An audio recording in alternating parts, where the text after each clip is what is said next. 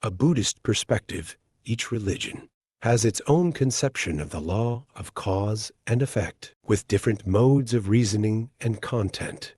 The concepts of cause and effect and retribution are understood differently between beliefs, resulting in significant differences in approaches and interpretations. Buddhism, on the other hand, has an insightful and comprehensive view of retribution, cause, and effect. This article will use the teachings from the Buddhist teachings as a foundation for studying the causal aspect. The theoretical content of cause and effect in the Buddhist Dharma is very rich and diverse. The concept of retribution not only addresses the core issues of this relationship, but also reflects the richness of the Buddhist system of thought. According to Buddhist teachings, every human action, speech, and thought creates seeds in the mind. These seeds, when qualified, will sprout and bring corresponding rewards now or in the future. It can be said that causal retribution is the natural law of life. Good actions will bring good results, create happiness and peace for yourself and others. On the contrary, evil acts will lead to negative consequences, causing suffering to oneself and the community. This is not only reflected in specific events in life, but also through the psychological and emotional states that people experience. In addition, the law of cause and effect is not only a rule or law, but also a natural method, a law that governs all actions and results in life. In Buddhism, the law of cause and effect is not rigidly fateful, but flexible and depends on the individual's efforts to create positive actions. One can change one's destiny through being aware of and regulating one's behavior. In addition, Buddhism also emphasizes that cause and effect not only occurs in the present life, but also lasts through many lifetimes.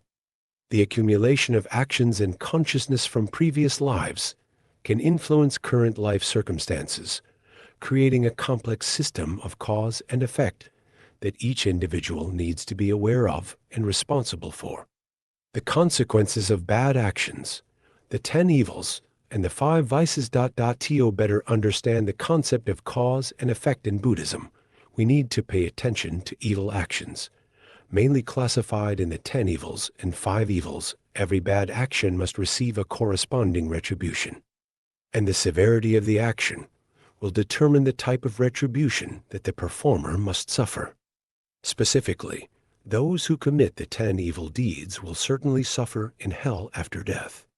Meanwhile, if one only commits lesser evil acts, one will be reincarnated as a hungry ghost, where one must endure hunger, thirst, and suffering. If the deed is even milder, the soul will be reincarnated as an animal, where it will endure the suffering of lack of freedom and pain. After experiencing punishments in these realms, the soul will be reincarnated as a human. However, they will continue to face retribution for their previous misdeeds. Below are some specific retributions related to evil deeds. Killing. Those who commit acts of killing, whether directly or indirectly including beating, mistreating or harming people or animals, will face with consequences such as many diseases, disabilities, premature death, or having to endure many disasters, separation from relatives. Theft.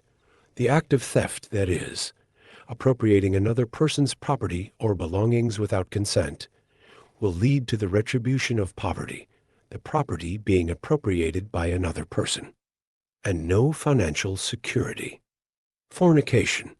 Those who commit adultery, that is, having inappropriate relationships or engaging in wrong sexual acts, will suffer the retribution of having to meet their partners.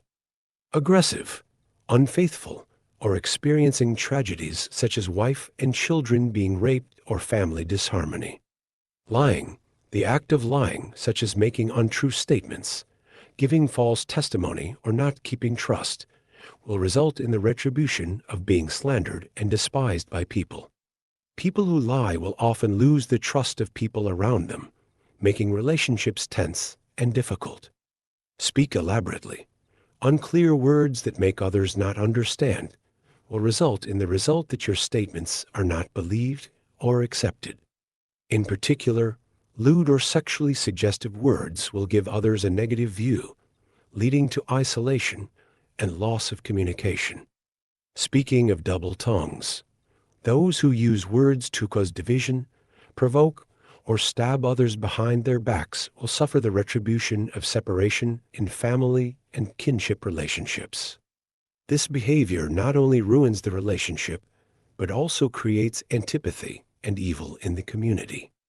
Saying cruel words, using cruel language to criticize or scold others will lead to the retribution of being constantly scolded by others and encountering many disputes and lawsuits. Cruel words not only hurt others, but also cause the speaker to suffer conflicts and discord in life. Greed.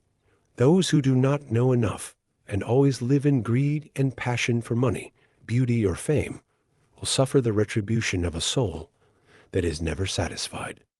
They will constantly seek temporary pleasures without realizing that true satisfaction comes from within. Anger.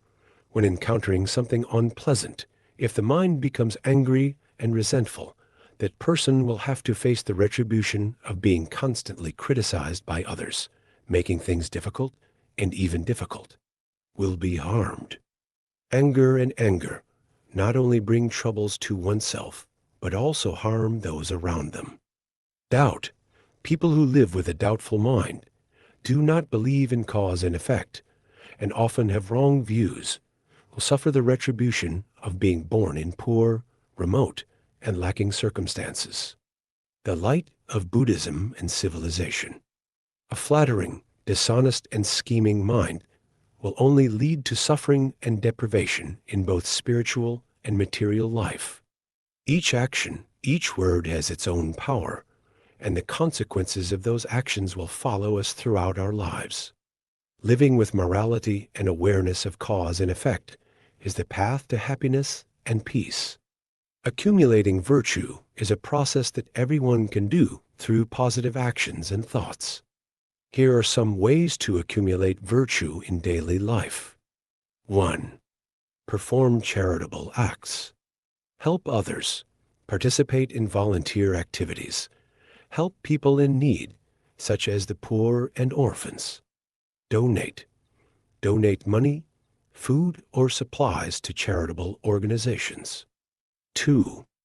Act with kindness. Treat people well. Always show respect, politeness, and kindness to everyone around you, from friends.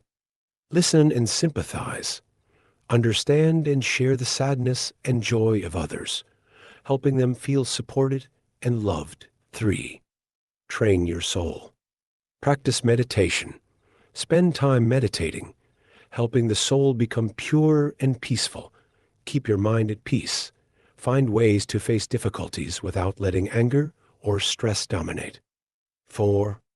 Maintain credibility and ethics. Fulfill promises.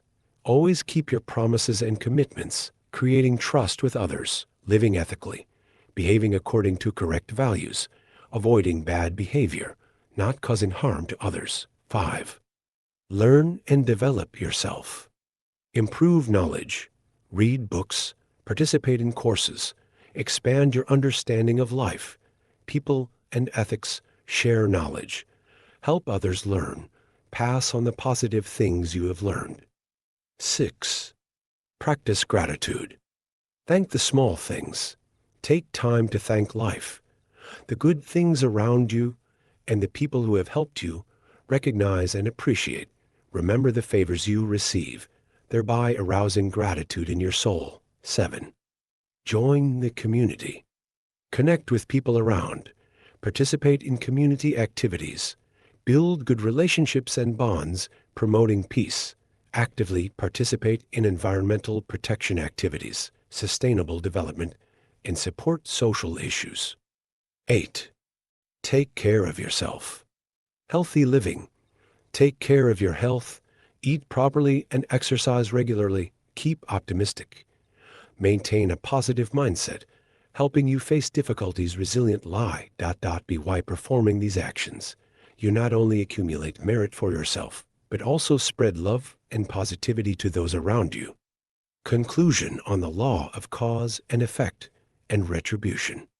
The law of cause and effect is a fundamental principle in Buddhism, reflecting the close connection between actions and consequences.